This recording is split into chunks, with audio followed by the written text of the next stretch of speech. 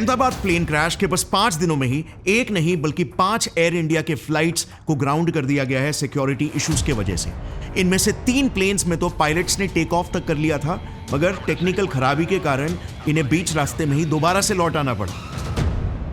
एक और एक लैंडिंग गियर फेल वाला केस सामने आया। जून 15 को एयर इंडिया 819 फ्लाइट दिल्ली से वडोदरा जा रही थी 168 पैसेंजर्स के साथ। टेक ऑफ करते ही पायलट ने नोटिस किया कि प्लेन का लैंडिंग गियर अंदर ही नहीं जा रहा था, अहमदाबाद वाले केस की तरह, और इसीलिए उन्होंने 29 मिनट्स ऊपर फ्लाई करने के बाद इमरजेंसी लैंडिंग करवा ली।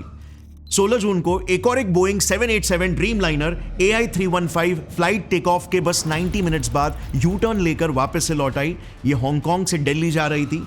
ATC रिकॉर्डिंग से सामने आया कि इमरजेंसी लैंडिंग से पहले पायलट ने ये कहा था, for technical reason sir we would like to stay closer to Hong Kong, we do not want to continue with the flight. In fact Ahmedabad crash वाले फ्लाइट AI171 के एग्जैक्ट रिप्लेसमेंट फ्लाइट AI159 वो खुद ही रिप्लेस हो गई एंड मोमेंट में once again technical issues के कारण। Air India had retired AI171 and that is when AI159 had debuted. This particular flight has a technical snag for reasons that it now stands grounded. हालांकि बाद में air India ने यह कहा कि operational issues की वजह से फ्लाइट कैंसिल हुई थी। इसी के साथ 2 और flights AI180 which is Boeing 777-200LR जो सैन फ्रांसिस्को टू मुंबई विया कोलकाता जाती है, कोलकाता में लेफ्ट इंजन के इशू की वजह से उसे भी ग्राउंड कर दिया गया। और flight IX1113 Delhi to Ranchi Boeing 737 Max 8 इसे भी टेक ऑफ के बाद टेक इश्यूज के वजह से वापस बुला लिया गया। So at least 5 cases technical issues के 5 दिन में। इस बड़े एक्सीडेंट के बाद 4 बोइंग के और बस सिर्फ 1 एयरबस के, और सभी के सभी एयर इंडिया के। अब देखने पर ऐसा जरूर लग सकता है कि एक्सीडेंट के बाद सिक्योरिटी को थोड़ा बढ़ा दिया गया होगा, लेकिन फिर तो वो सभी कंपनीज के लिए होना चाहिए ना। मगर बाकी के सारे एयरलाइंस के मिलाकर भी बस इन्हीं 3 फ्लाइट्स को ही ग्राउंड किया गया। सो ऑल इन ऑल अगर बात करें लास्ट 5 डेज में टोटल 8 केसेस में से 6 कंफर्म्ड टेक्निकल फॉल्ट्स थे, 3 अकेले एयर इंडिया के और 3 सारे अलग कैरियर्स के मिलाकर, और 6 बोइंग के प्लेन्स थे और बस सिर्फ 2 एयरबस के। क्या ये सिंपल सा डेटा कुछ बता नहीं रहा? वेल, कंक्लूसिवली नहीं। इसीलिए मैंने 1980s से इंडिया में हुए सारे बड़े प्लेन क्रैशेस के रिकॉर्ड्स निकाले जिनमें कई लोगों की जानें गई थी, और फिर कंपैरिजन के लिए इस टेबल में उसे अरेंज किया। एंड आई वाज लाइक, कोई इस पर बात क्यों नहीं कर रहा? इंडिया में 8 फेटल एयर क्रैशेस में से 7 एयर इंडिया मैनेज रह चुके हैं। 8 फेटल क्रैशेस में से 7 बोइंग के एयरक्राफ्ट रह चुके हैं, जहां पर सिर्फ 1 एयरबस निकला। साल 2000 के बाद जब टेक्नोलॉजी कंपैरेटिवली एडवांस हो चुकी थी, फिर भी आप देख सकते हो एयर इंडिया और बोइंग को 3 फेटल एक्सीडेंट्स एट्रीब्यूटेड है, जबकि एयरबस को 0। अच्छा, साल 2000 के बाद एयरबस और बोइंग के फ्लाइट्स भी ऑलमोस्ट इक्वली रहे हैं। सो यहां पर इस डेटा से मेरे कुछ बस सिंपल सवाल है, क्या इन सारे केसेस को बैड लक कहा जा सकता है जो एक क्लियर पैटर्न बना रहे? इन्हें सीधा पायलट का फॉल्ट बता दिया जा सकता है, जो कि अनफॉर्चुनेटली 8 में से 7 केसेस में कॉज बताया गया है, जैसे आप देख सकते हो, और लेटेस्ट केस में तो अभी भी इन्वेस्टिगेशन जारी है। सो आखिर क्यों एयर इंडिया और बोइंग सेफ्टी को लेकर इतने लापरवाह रहे हैं? वेल, इंडिया में सारे एयरलाइन कंपनीज को regulate ministry of civil aviation की एक बॉडी DGCA यानी directorate general of civil aviation करती है। अब पता है DGCA को रूल्स और सिक्योरिटी मेजर को फॉलो करने के लिए इंटरनेशनली क्या रेटिंग मिली है? वेल, 2014 में 59% से हम 85.65% पर पहुंच चुके हैं। ग्लोबल एवरेज से कहीं ज्यादा, इवन US से भी ज्यादा कुछ एरियाज में। और यही है सबसे बड़ा पैराडॉक्स कि क्या वाकई में DGCA अपना काम ठीक से कर रही है या ये सिर्फ पेपर कंप्लायंस है? इंडिया के top aviation security expert captain Mohan Ranganathan ji के हिसाब से DGCA एक रेगुलेटर होने की जगह पर बड़े आसानी से एयरलाइन कंपनीज और मिनिस्ट्रीज के इशारों पर चल रही है। The DGCA has to realize that he is a regulator and not a facilitator. Right now, the DGCA dances to the airlines as well as the ministry. एक बहुत ही इंपॉर्टेंट लूप होल क्रैश के समय ही सामने आया, जो शायद ये क्रैश को प्रिवेंट भी कर सकता था, और वो था एयरक्राफ्ट्स में ऑप्शनल सेफ्टी सिस्टम को मैंडेटरी करना। इसमें एडवांस स्टॉल प्रोटेक्शन सिस्टम्स थे, ऑटोमेटेड इमरजेंसी डिसेंट फंक्शंस थे और enhanced engine fire suppression systems थे। ये इंजन और थ्रस्ट जैसे इश्यूज से पोटेंशियली एयरक्राफ्ट को बचा सकते थे, बट इन्हें ऑप्शनल ही रहने दिया गया। अब इससे एयरलाइन कंपनीज बड़े आसानी से कॉस्ट कटिंग करके बिना इन फीचर्स के प्लेन्स को चला सकती है लीगली प्रोटेक्टेड रहकर, क्योंकि ये तो ऑप्शनल फीचर्स है ना, जबकि सेफ्टी हमेशा हाईएस्ट पॉसिबल लेवल की होनी चाहिए। सो डीजीसीए यहां पर एयरलाइंस के कमर्शियल इंटरेस्ट के सपोर्ट में है या फिर पैसेंजर सेफ्टी के। एक और एक बड़ा लूपहोल इसी दौरान सामने आया। फ्लाइट AI-171 क्रैश के बाद जो इन्वेस्टिगेशन कमिटीज बनी ना, वो विद इन डीजीसीए ही बनी, जो क्लियर नॉन कंप्लायंस है ICAO के एनेक्चर 13 का, जो ये कहता है कि एक्सीडेंट इन्वेस्टिगेशन हमेशा ऑपरेटर, रेगुलेटर और सर्विस प्रोवाइडर से अलग होना चाहिए। यानी कि ना एयर इंडिया, ना डीजीसीए जो रेगुलेटर है, और ना ही बोइंग का इसमें कोई इन्वॉल्वमेंट होना चाहिए कॉन्फ्लिक्ट ऑफ इंटरेस्ट को रूल आउट करने के लिए। इसे एक इंडिपेंडेंट ऑटोनोमस ऑर्गेनाइजेशन को ही इन्वेस्टिगेट करना चाहिए, जैसे यूएस में NTSB या फिर ऑस्ट्रेलिया में ATSB। इसी फेयर इन्वेस्टिगेशन से ही तो एक्चुअल सच्चाई सामने निकल कर आएगी ना, और सबकी अकाउंटेबिलिटी भी बनी रहेगी। वरना इंडिया में गलती करने वाला खुद ही अपनी गलती थोड़ी ना बता पाएगा और ब्लेम अल्टीमेटली बेचारे पायलट पर चला जाएगा। ऐसे कई लूपहोल्स आज एविएशन इंडस्ट्री में है जो हमें फिक्स करना होगा। एयरक्राफ्ट एक्ट 1934 के लेटेस्ट अमेंडमेंट के हिसाब से डीजीसीए एयरलाइन कंपनीज पर मैक्सिमम सिर्फ और सिर्फ 1 करोड़ का ही फाइन लगा सकती है पर वायलेशन, जो भी बाय द वे अभी जस्ट 2020 में ही लागू किया गया है अमेंडमेंट के बाद। उससे पहले तो ये बस सिर्फ 10 लाख रुपए पर वायलेशन था, जबकि एयर इंडिया जैसी कंपनीज का सिर्फ एक दिन का ही रेवेन्यू 100 करोड़ प्लस क्रॉस करता है। ये तो ऊंट के मुंह में एक जीरा जैसा भी नहीं है, जबकि एक छोटी सी भी गलती से 200 से 300 लोगों की जाने जा सकती है। एक एग्जाम्पल से समझाता हूं। 2023 में सिर्फ एक ही साल में इंडिगो ने 4 टेल स्ट्राइक एक्सीडेंट्स रिपोर्ट किए। अब टेल स्ट्राइक में यूजुअली एक प्लेन का टेल एरिया टेक ऑफ या फिर लैंडिंग के वक्त रनवे को हिट कर देता है। अब इस टेल एरिया में ना एक बहुत ही important system rear pressure bulkhead होता है, एक ऐसा सिस्टम जो हाई ऑल्टीट्यूड्स में कैबिन के अंदर के एयर प्रेशर को मेंटेन करके रखता है ताकि हम सांस ले पाए। अब टेल स्ट्राइक्स इतने डेंजरस इसीलिए होते हैं क्योंकि इसका इंपैक्ट सालों बाद तक देखने को मिलता है। इतिहास के सबसे बड़े एयरप्लेन डिजास्टर को ही देख लो, जापान एयरलाइंस फ्लाइट 123 के साथ एग्जैक्टली यही हुआ था, जिसने 1985 में एक साथ 520 लोगों की जानें ले ली, सिर्फ क्योंकि 7 साल पहले एक टेल स्ट्राइक हुआ था और 7 साल बाद जाकर अचानक से मिड एयर में प्लेन का प्रेशर बल्कहेड फेल हो गया और प्लेन क्रैश कर गई, जिसे by the way Japanese authorities ने प्रॉपरली रिपेयर भी किया था। सो अब ऐसे में 4 टेल स्ट्राइक्स होने के बाद आप मुझे बताओ कि इंडिगो पर क्या पेनल्टी लगनी चाहिए थी। वेल, जस्ट 30 लाख रुपीस का फाइन मारा गया, जिसमें से भी इंडिगो ने सिर्फ 20 लाख रुपीस ही पे किया। अब एयर इंडिया के केस में तो हमने कितने ही वीडियोस देख लिए जहां पर सर्विस के नाम पर क्या दिया जा रहा था। This is what I find in my omelette. It's a cockroach and you can see the tentacles of the cockroach. 100 से भी ज्यादा बार क्रू को बुलाया है। मेरा बेटा जो 3 साल का है बेचारा पसीने में भीग चुका है। फ्लाइट का टाइम है 7 बजे और 7:15 की फ्लाइट से 12:30 बज चुके हैं। वेल, इस बैड क्वालिटी सर्विस और नेग्लिजेंस की क्या पेनल्टी होती होगी? Well, none, 0। ये देखना एयर इंडिया ने लास्ट 3 सालों में कितनी पेनल्टीज दी है फॉर रिस्पेक्टिव रीजंस। 3 पूरे साल में 3 दिन के रेवेन्यू जितने भी फाइन्स नहीं भरे। क्या इसमें कहीं पर भी ऐसे बैड सर्विस के केसेस दिख रहे हैं? तो कंपनीज के पास क्या ही मोटिवेशन है अच्छी सर्विस देने का? यार, अच्छी सर्विस तो चलो फिर भी बाद में, अगर चलती फ्लाइट में ऐसे रेनफॉल हो रहा हो, क्या ये डेंजरस नहीं है पैसेंजर्स के लिए? Now just for comparison, USA के FAA ने साउथवेस्ट एयरलाइंस पर 1200 करोड़ का फाइन मारा था, जस्ट बिकॉज स्नोस्टॉर्म की वजह से उन्हें 4 दिनों के लिए फ्लाइट्स को कैंसिल करना पड़ा, जिससे कस्टमर्स का नुकसान हुआ। ये तो भी एक्ट ऑफ गॉड था, फिर भी उन्हें फाइन भरना पड़ा क्योंकि कस्टमर्स को बैड सर्विस मिली। बट डीजीसीए ये क्यों नहीं कंसिडर करती? अच्छा, कस्टमर से भी पहले पायलट्स आते हैं जिनके कंधों पर लिटरली सैकड़ों लोगों की जानें होती है, लेकिन उनके एक्सप्लॉइटेशन के वक्त भी डीजीसीए एयरलाइन कंपनीज पर एकदम सॉफ्ट क्यों हो जाती है? देखो, सबसे पहले तो पायलट्स का जॉब हमारे जॉब की तरह नहीं होता।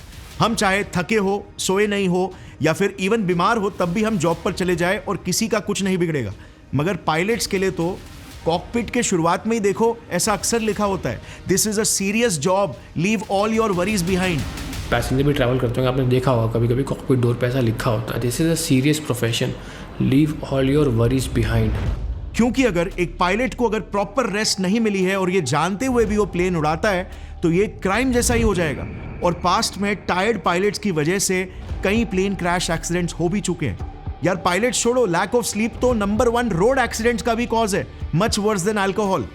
2009 कोलगन एयर फ्लाइट 3407 में पायलट ने कंट्रोल खो दिया था, प्लेन क्रैश कर गया और 50 लोग उसी वक्त मारे गए। इन्वेस्टिगेशन से पता चला पायलट का जजमेंट सीवियरली इंपेयर्ड हो गया था, क्योंकि फ्लाइट के 24 आवर्स पहले वो नेवाक एयरपोर्ट पर ही रुके थे, यानी पूरा दिन और पूरी रात उन्होंने एयरपोर्ट पर ही बिताया, उन्हें प्रॉपर रेस्ट नहीं मिली। 2010 में तो एयर इंडिया एक्सप्रेस फ्लाइट 812 में भी तो ऐसा ही हादसा हुआ था, फ्लाइट क्रैश हो गई और 158 लोगों ने अपनी जान गंवा दी। बाद में इन्वेस्टिगेशन में जब कॉकपिट वॉइस रिकॉर्डर को सुना गया तब मालूम पड़ा कि फ्लाइट कैप्टन तो पूरे 1 घंटे 40 मिनट्स के लिए सो गए थे। फिर कोरियन एयर फ्लाइट 801 क्रैश, 228 लोगों की मौत। फिर एरोफ्लोट फ्लाइट 5143 क्रैश, 200 लोगों की मौत। ऐसे कई सारे केसेस हो चुके हैं। ऑफिशियल स्टैट्स भी अगर देखें तो 2001 से लेकर 2012 तक इन्वेस्टिगेशन से ये पता चला कि 21 से 23% प्लेन क्रैश एक्सीडेंट्स में पायलट फटीग एक मेजर रीजन रहा है। और इसीलिए टायर्ड, फटीग्ड और स्लीपी पायलट्स के हाथों में 200 से 300 लोगों की जिंदगी दे देना कोई मजाक नहीं है। मगर इंडिया में जैसे बाकी के जॉब्स में तो ओवर टाइम होता ही है, एविएशन सेक्टर में भी ये आम बात है।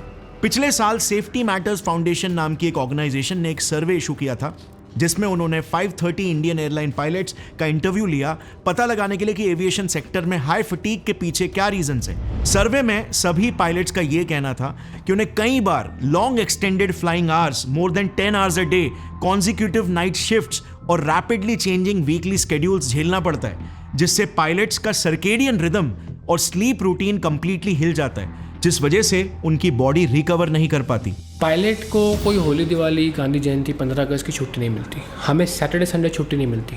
तो वैसे ही ये स्ट्रेसफुल जॉब है बिकॉज सोशल लाइफ आपकी जीरो हो जाती है। Sick report and fatigue report in an airline business is a non punitive policy. This is documented by the regulator, मतलब कि उसमें सरकार की सील लगी हुई है, वो चीज़ भी यहाँ फॉलो नहीं होती। बट इसके बावजूद करंट गाइडलाइंस के हिसाब से एयरप्लेन्स अपने पायलट से मिनिमम 13 आवर्स का फ्लाइट ड्यूटी करवा सकती है, जिसमें पर डे 6 लैंडिंग्स तक हो सकती है। Now this is huge. I mean desk job में ही 8 से 9 घंटों के बाद काम करना पेनफुल हो जाता है, बट एविएशन सेक्टर में तो मेरे हिसाब से ये एक बहुत बड़ा पॉलिसी मिस्टेक है। ऐसे केसेस के बाद जब पब्लिक आउटरीच बढ़ गया, एविएशन सेक्टर में प्रोटेस्ट होने लग गए, तब जाकर DGCA ने न्यू गाइडलाइंस इशू किए, जिसमें उन्होंने पायलट्स के लिए मैंडेटरी रेस्ट पीरियड को 36 आवर्स से बढ़ाकर 48 आवर्स कर दिया। 1 जून 2024 से ये इंप्लीमेंट होने वाला था, मगर एयरलाइन कंपनीज की लॉबिंग के वजह से ये अब तक इंप्लीमेंट नहीं हो पाया। रीजन? एक बड़े एयरलाइन कंपनी के CEO ने इकोनॉमिक टाइम्स को दिए एक एनोनिमस इंटरव्यू में बताया कि इन रेस्ट आवर गाइडलाइंस के वजह से एयरलाइन कंपनीज को मजबूरन अपने पायलट के नंबर को 20% बढ़ाना पड़ेगा, यानी कि 20% hiring, 20% more training and more salaries. और इसीलिए तब से लेकर आज तक DGCA का ये डेडलाइन मल्टीपल टाइम्स पुश हो चुका है, वंस अगेन बीइंग सॉफ्ट। अब एयरलाइन कंपनीज की कॉस्ट कटिंग सिर्फ पायलट्स को ही कम रखकर नहीं हो रही है, बल्कि मेंटेनेंस प्रोटोकॉल्स भी ठीक से नहीं फॉलो करके हो रही है। अमेरिकन एयरलाइंस 20 सालों में उनके एयरक्राफ्ट्स को रिप्लेस कर देती है। ग्लोबली ऑलमोस्ट सभी airlines once in a decade, यानी कि हर 10 साल में मिनिमम एक बार उनके प्लेन्स को रीफर्बिश करते हैं, मतलब रिपेयर वर्क करते हैं, फॉल्टी पार्ट्स को नए से रिप्लेस करते हैं, बेहतर सर्विस के लिए ऑप्टिमाइज करते हैं। लेकिन इंडिया में क्या ये मेंटेनेंस और रीफर्बिशमेंट का प्रोसेस फॉलो हो रहा है? वेल, एयर इंडिया का ही केस ले लो। बिजनेस क्लास के छत से पानी गिर रहा है, वायर्स लटके हुए हैं, एंटरटेनमेंट स्क्रीन्स ठीक से काम नहीं कर रहे, सीट्स तक टूटी पड़ी है। AC is not working at all. And as usual, your TV screens are also not working. Neither this button for calling the cabin crew. Worst airlines in the world. मेरा बेटा जो 3 साल का है बेचारा पसीने में भीग चुका है।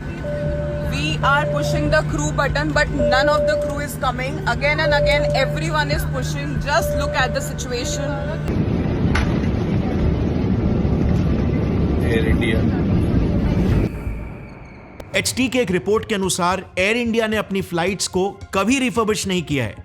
15 साल क्रॉस होने के बाद भी 2022 में जब टाटा ने इसे टेक ओवर किया था, तब उन्होंने कहा कि 2024 में वो $400 मिलियन लगाकर सेकेंड हाफ से रिफर्बिशमेंट का प्रोसेस स्टार्ट करेंगे। लेकिन फिर उन्होंने भी इस रिफर्बिशमेंट और मेंटेनेंस को आगे ही पुश कर दिया। क्यों? मे बी क्योंकि काम चल रहा है ना, तो चलने देते। बट एयरक्राफ्ट रूल्स 1937 के रूल नंबर 60 के हिसाब से फ्लाइट्स का टाइमली मेंटेनेंस और इंस्पेक्शन एब्सोल्युटली क्रूशियल है। लेकिन यहां पर लूप होल ये है कि एयरलाइन कंपनीज खुद से अपने सेफ्टी ऑडिट रिकॉर्ड्स को DGCA को बताती है कि वो क्या फ्लाइट सेफ्टी प्रोटोकॉल्स को फॉलो कर रहे हैं। सो ऐसे में कंप्लायंस के प्रेशर में वो कई बार फेक रिपोर्ट्स तक पब्लिश कर देते हैं, जैसे 2023 में हुआ। 2023 में DGCA ने एयर इंडिया के चीफ सेफ्टी ऑफिसर को सस्पेंड किया क्योंकि उन्होंने एक्सीडेंट प्रिवेंशन प्रोटोकॉल, जिसमें एयरलाइन को एक्सीडेंट होने से बचाने के लिए कुछ सेफ्टी चेक्स करने पड़ते हैं, वो सारे प्रोटोकॉल्स को फॉलो किए बिना एक फेक कंप्लायंस रिपोर्ट DGCA को सबमिट कर दिया। अब ये कितना बड़ा क्राइम था, क्योंकि इस एक फेक रिपोर्ट से कितने लोगों की जान खतरे में आ सकती थी। मगर DGCA ने उस चीफ सेफ्टी ऑफिसर को इसकी क्या सजा दी? 1 महीने के लिए सस्पेंशन, दैट्स इट। जिसके बाद उन्होंने अपनी ड्यूटी को फिर से ज्वाइन कर लिया, वो भी तब जब इस हादसे के बस 1 ही साल पहले एयर इंडिया के इसी deliberate ignorance of safety protocols की वजह से 160 पैसेंजर्स जस्ट मरते मरते ही बचे थे। 26 दिसंबर 2022 का ही इंसिडेंट है। एयर इंडिया एक्सप्रेस CFM 56 ने तिरुचिरापल्ली से सिंगापुर के लिए टेक ऑफ कर लिया था। जैसे ही फ्लाइट 23,000 फीट पर पहुंची, पायलट को इंजन नंबर 1 से कुछ फटने की आवाज आई। पहले इंजन की स्पीड स्लो होने लगी और फिर इंजन एग्जॉस्ट का टेम्परेचर 900 डिग्री सेल्सियस तक पहुंच गया। सिचुएशन हाथ से निकलते हुए देख पायलट ने चेन्नई एयरपोर्ट पर इमरजेंसी लैंडिंग करवा ली और फॉर्चुनेटली सभी 160 पैसेंजर्स और 6 क्रू मेंबर्स की जान बच गई।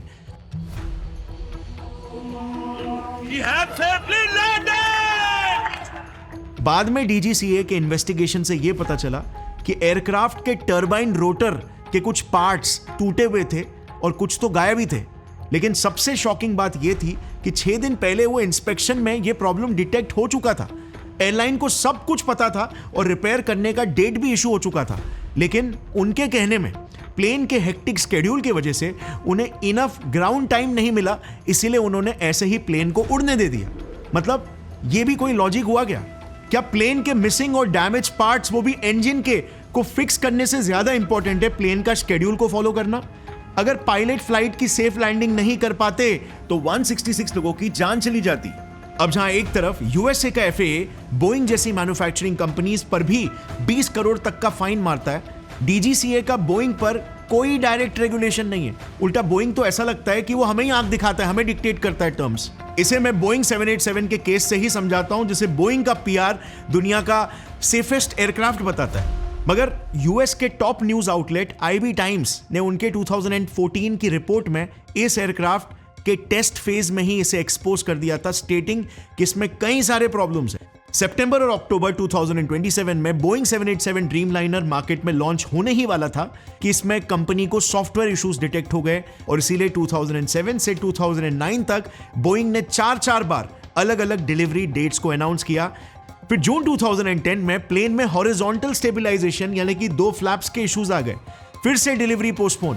अगस्त 2010 में टेस्ट के समय इस प्लेन का एक इंजन ही फेल हो गया और नवंबर 2010 में इलेक्ट्रिकल्स में कुछ प्रॉब्लम आ गई और फ्लाइट ने आग पकड़ ली। जैन 2011 में वापस से डिलीवरी को रीस्केड्यूल किया गया क्योंकि डिलीवरी के जस्ट पहले वापस से कुछ सॉफ्टवेयर और इलेक्ट्रिकल्स का इशू आ गया था। सो अब तक इन टोटल 7 बार डिलीवरी डेट्स को पुश कर दिया गया था, वो भी मेजर कॉम्प्लिकेशंस की वजह से। बट इसके बावजूद हमने 1 नहीं 2 नहीं बल्कि 27 बोइंग ड्रीमलाइनर्स को ऑर्डर किया। अब डिलीवरी के बस 2 ही साल बाद जिन्होंने सेम एयरक्राफ्ट द सेफेस्ट 787 को खरीदा था, उसमें प्रॉब्लम्स आने लग गए। जापान में फ्यूल लीकेज निकला, फिर जापान और इथियोपियन एयरलाइंस में बैटरीज जल गए और किसी केस में तो पूरे प्लेन में ही आग लग गई। इसके बाद जापान और US गवर्नमेंट ने तो इन फ्लीट्स को तभी के तभी ही ग्राउंड कर दिया, मतलब फ्लाई करने से बैन कर दिया अंटिल फर्दर इन्वेस्टिगेशन। लेकिन इंडिया में क्या हुआ? खुद 787 के मैन्युफैक्चरर बोइंग ने इंडियन गवर्नमेंट को एडवाइस दिया कि 787 को ना थंडरस्टॉर्म में मत चलाओ क्योंकि इससे इंजन फ्रीज हो सकता है। यस, खुद मैन्युफैक्चरर ही बोल रहा है कि मेरे प्लेन में फॉल्ट है, मगर इसके बाद भी इंडियन गवर्नमेंट ने क्या किया? कोई एक्शन लेने की जगह पर उल्टा एयर इंडिया को ही बस दिल्ली से टोक्यो के रूट को अवॉइड करने के लिए कह दिया। Problem solve. यार, जब ओला इलेक्ट्रिक जैसी स्कूटी कंपनी अपने स्कूटीज को तक वापस बुला सकती है फायर के इश्यूज की वजह से, तो ये तो फिर भी हजारों करोड़ के एयरक्राफ्ट्स है। और फिर बढ़ते केसेस को देखकर एंड में कहीं जाकर गवर्नमेंट ने कुछ 787 एयरक्राफ्ट्स को ग्राउंड कर दिया, जिससे नेचुरली उन्हें ग्राउंडेड 787s की जगह पर दूसरे एयरक्राफ्ट्स को भेजना पड़ रहा था और उन्हें दिन का 2 करोड़ का खर्चा आ रहा था ऑल इंक्लूसिव। बट आयरनी यह है कि इस लॉस को बोइंग से वसूल करने की जगह पर गवर्नमेंट इसे खुद बेयर कर रही थी। बोइंग ने सिर्फ यह किया कि उसने सारे एयरक्राफ्ट को 10 दिन में रिपेयर करके वापस दे दिया। अब सोचने वाली बात यह है कि हर दिन 2 करोड़ रुपए गवर्नमेंट ने खुद से खर्चा क्यों किया? बोइंग पर क्यों केस फाइल नहीं किया? इतना सॉफ्ट क्यों? वेल, सच्चाई तो यह है कि बोइंग की फ्लॉड फिलॉसफी ऑलरेडी एक्सपोज हो चुकी है कि ये स्पीड और कॉस्ट कटिंग को चूज करता है over safety, security and build quality. ये फिलॉसफी चेंज बोइंग का मैकडॉनल्ड डगलस के मर्जर के बाद हुआ था, जब मैकडॉनल्ड डगलस के सीईओ को बोइंग के सीईओ के तौर पर अपॉइंट किया गया था। और तब से ये कंपनी इंजीनियर्स की नहीं बल्कि क्रॉनी कैपिटलिस्ट की बन गई, जिनका प्राइम मकसद प्रॉफिट्स को मैक्सिमाइज करके वॉल स्ट्रीट और शेयर होल्डर्स को खुश करना बन गया। 2018 के लायन एयर और 2019 के इथियोपियन एयरलाइंस के 2 बड़े बोइंग 737 मैक्स वाले एयर क्रैशेस ने ये बियॉन्ड अ डाउट प्रूव कर दिया कि बोइंग ने पैसों के खातिर लोगों की जानें तक को बड़े कन्वीनियंटली दांव पर लगा दिया। बेसिकली एयरबस ने अपने नियो सीरीज वाले फ्यूल एफिशिएंट प्लेन्स को मार्केट में लॉन्च किया था, जो सारी एयरलाइन कंपनीज फ्यूल बचाने के पर्पस से हाथों हाथ खरीद रही थी। अब बोइंग को भी पीछे नहीं रहना था, लेकिन नया एयरक्राफ्ट बनाना मतलब लॉन्ग अप्रूवल और पूरा मार्केट एयरबस खा जाता। इसीलिए इन्होंने एक बड़ा स्कैम किया। पुराने 737 की बॉडी में नए फ्यूल एफिशिएंट इंजन्स जो कि बड़े थे उन्हें थोड़ा आगे चिपका दिया, वेट डिस्ट्रीब्यूशन और सेंटर ऑफ ग्रेविटी को बैलेंस करने के लिए। अब ये एक बड़ा कॉम्प्रोमाइज था और परफेक्ट डिजाइन नहीं था। इस वजह से कई केसेस में थ्रस्ट देने पर फ्लाइट का नोज ऑटोमेटिकली ऊपर आ जा रहा था, जिसे कॉम्पेंसेट करने के लिए इन्होंने चोरी से बिना किसी को भी बताए एक नया MCAS सिस्टम लगवा दिया। ना FAA को इसके बारे में पता था और ना ही पायलट्स को बताया गया, क्योंकि ये एक डिजाइन फेलियर का कॉम्पेंसेशन था। और इसका नतीजा क्या हुआ वो पूरी दुनिया ने देखा। सेंसर जैसे ही खराब हो जाता, प्लेन लिटरली हाईजैक हो जाती और नोज को नीचे पॉइंट करने लगती और कुछ ही सेकंड्स में सीधे क्रैश हो जाती। अब ये स्कैम लीगली प्रूव होते ही FAA ने बोइंग को $2.5 बिलियन का फाइन तो मारा, लेकिन क्या हुआ? बोइंग ने तो ये स्कैम करके अपने 500 प्लस प्लेन्स तो बेच दिए थे। 150 से 200 बिलियन डॉलर के रेवेन्यू के सामने सिर्फ $2.5 बिलियन का फाइन तो धनिया पुदीना है। बट क्या 350 लोगों की जानें इतनी सस्ती थी? बोइंग की मैन्युफैक्चरिंग फिलॉसफी भी मर्जर के बाद बहुत ही करप्ट हो गई।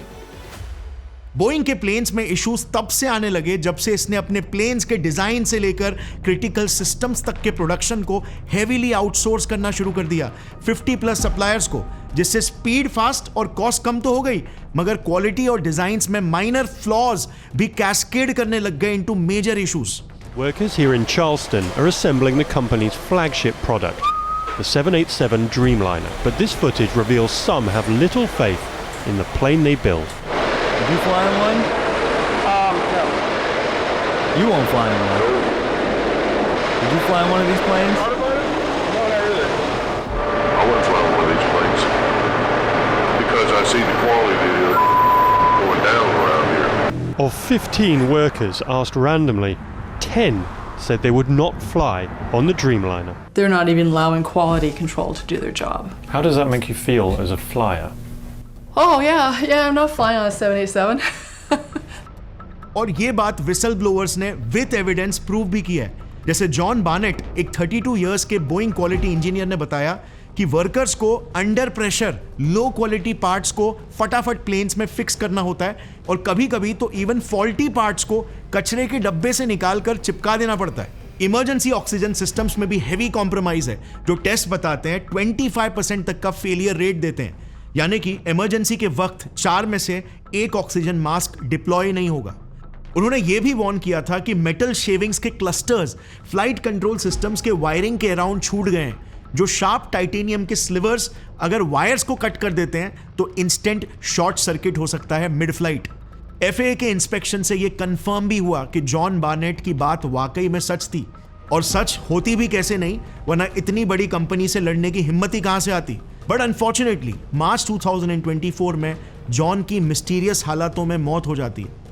सैम सेलेपोर, एक बोइंग इंजीनियर, ने भी 2024 में ही यही कहा कि 787 के असेंबली लाइन में कई सारे इश्यूज हैं। The company is taking manufacturing shortcuts on the 787 program, not properly closing thousands of gaps in its assembly of the fuselage on major joints. उन्होंने ऑफिशियल स्टेटमेंट पास किया कि बोइंग 787 के fuselage के कई सेक्शंस में छोटे छोटे होल्स हैं जो over a period of time grow करेंगे और स्ट्रक्चर कॉम्प्रोमाइज हो जाएगा। उन्होंने ये तक कहा कि उन्होंने एक साथ कई सारे लोगों को एरोप्लेन के पार्ट्स पर कूदते हुए देखा है, उन पार्ट्स को मरोड़ने के लिए, ताकि उन्हें properly hole to hole align किया जा सके। उसे उन्होंने आश्चर्य में द टार्जन इफेक्ट कहा। रिमेंबर, ये इसीलिए है because of heavy outsourcing and mismatch of parts, but इससे क्लियरली मेटल का स्ट्रक्चर डैमेज हो जाता है और पार्ट्स वीक हो जाते हैं। सैम ने पब्लिकली कहा कि बोइंग के एंटायर 787 ड्रीम लाइनर्स के फ्लीट में थरा इंस्पेक्शन होना चाहिए क्योंकि ये कॉम्प्रोमाइज्ड है। वो कहावत है ना, the truth is always shining through. India में अगर 8 फेटल एक्सीडेंट्स में से 7 बोइंग के प्लेन्स में हुए हैं तो ये क्लियर पैटर्न है, मगर इसे कोई भी सीरियसली क्यों नहीं ले रहा। बोइंग जैसी कंपनीज आज मोटे प्रॉफिट कमाकर फाइन्स देने तक को तैयार है। मे बी इसे ये just as an operational cost की तरह देख रहे हैं, मगर कई मासूम लोग और पायलट्स की तो जाने जा रही है ना। कितने घर बर्बाद हो रहे हैं, कितने अरमानों पर पानी फिर रहा है। सालों की मेहनत और मुश्किलों से उबरने के बाद बस कुछ घंटों में ये सारे सपने पूरे होने वाले ही थे कि बस उम्मीदों से उनका फासला अंतहीन होता चला गया। लास्ट में मुझे हक करके मैं बोला, मम्मी का ध्यान रखना, मैं बैठा हूँ।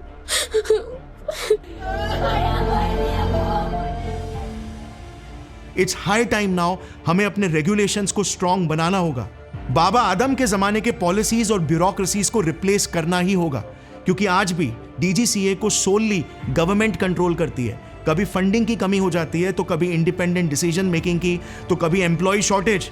जबकि कनाडा और न्यूजीलैंड जैसी कंट्रीज में इसे air navigation service providers ANSPs manage करते हैं, जो बेसिकली एक बोर्ड ऑफ स्टेक होल्डर्स है, दोनों गवर्नमेंट और एयरलाइन कंपनीज के साइड से रिप्रेजेंट करते हैं। इन्हें फंडिंग डायरेक्टली यूजर से फीस के रूप में मिलती है। ये बॉन्ड्स भी इशू कर सकते हैं जिसके थ्रू बड़े स्केल पर technology upgradations, smart talent hiring और सेफ्टी डिसीजंस तक ले सकते हैं। इन्हें सिर्फ गवर्नमेंट फंड पर ही डिपेंड होने की कोई जरूरत नहीं। मल्टीपल स्टडीज में यह पाया गया कि ये सिस्टम इफेक्टिवली काम करता है, क्वालिटी और सेफ्टी को बढ़ाकर अलोंग विद अकाउंटेबिलिटी, और इसीलिए 60 कंट्रीज में इस मॉडल को इंप्लीमेंट भी किया जा रहा है। हमें सिर्फ बेहतर ऑपरेशनल सिस्टम्स की जरूरत नहीं होगी, बल्कि एक बेहतर माइंडसेट की भी, जो हमें जापान से सीखना चाहिए। 1985 के जापानीज एयरलाइन क्रैश 520 कैजुअलिटीज के बाद जापान ने अपने कैरेक्टर लेवल पर ही चेंज लाया। सिर्फ रूल बुक्स को अपडेट नहीं किया, उन्होंने हर एक एम्प्लॉय में एक deep sense of personal responsibility develop किया और एक पूरे के पूरे एक्शनेबल से भरे सिस्टम के जरिए एक कल्चर ही बना दिया। एक सिंपल सा एग्जांपल देता हूं। जापान एयरलाइंस के पास एक सेफ्टी प्रमोशन सेंटर है जिसे हर एम्प्लॉइज को विजिट करना मैंडेटरी है। ये वो सारे क्रैश के रियल अवशेषों को दिखाता है, वो जली हुई सीटें, बिखरे हुए सामान और पुर्जे, परिवार वालों के लिए दिल से लिखी गई आखिरी खतें, जिन्हें देखकर और महसूस करके उन्हें एक डीप लेवल पर रिस्पॉन्सिबिलिटी का एहसास होता है कि एक लापरवाही से भी कितनी सारी जिंदगियां तबाह हो जाती है। ये बस सिर्फ मैंने एक एक्शनेबल बताया, ऐसे कई स्टेप्स उन्होंने लिए हैं एक कल्चर ऑफ रिस्पॉन्सिबिलिटी डेवलप करने के लिए, जिसका परिणाम आज ये है कि 1985 से अब तक 35 इयर्स में जापान में सिर्फ एक ही एक्सीडेंट हुआ है जिसमें भी एक भी पैसेंजर या कैबिन स्टाफ नहीं मरा। ये अपने आप में एक सबूत है कि अगर सरकार चाहे तो क्या कुछ नहीं हो सकता है। और इस वीडियो के जरिए भी मेरी एग्जैक्ट यही कोशिश है कि हमें एक होकर आवाज उठाना होगा। आखिर कब तक हम एक के बाद एक गलती करते रहेंगे और उससे कुछ भी नहीं सीखेंगे? कब तक हम सिर्फ हादसों के बाद ही रिएक्टिव होकर काम करेंगे, प्रोएक्टिव होकर नहीं? कितनी जाने और जानी पड़ेगी जिसके बाद हमें एयरप्लेन्स में बेसिक सिक्योरिटी नसीब हो सके? फ्लाइट 171 की कहानी सिर्फ एक क्रैश से ही खत्म नहीं हुई। इनकी गूंजे अब भी रोहित पटेल जी जैसे मासूम विक्टिम्स की जुबान पर है, जो कांपते हुए अपने खोए हुए बेटे और बेटी की बॉडीज मांग रहे हैं। रफीज अब्दुल्ला जी जैसे पिता के निराशा में है, जो सरकार से गुहार लगा रहे हैं, मेरे बच्चे कहाँ हैं? मुझे बच्चों के बारे में पता करना है कि मेरे बच्चे कहाँ हैं, छोटे मेरे छोटे बच्चे किधर है। सरकार जवाब क्यों नहीं दे रही? हमारे लिए ये क्रैश में भी सिर्फ एक न्यूज़ था, किसी के लिए उनकी जिंदगियों का सबसे बड़ा टर्निंग पॉइंट। ये अहमदाबाद क्रैश हमारे लिए एक point of no looking back होना चाहिए, because enough is enough and this needs to change. Thanks a lot for watching. Deepest condolences for all the victims and families of the tragedy. Jai Hind.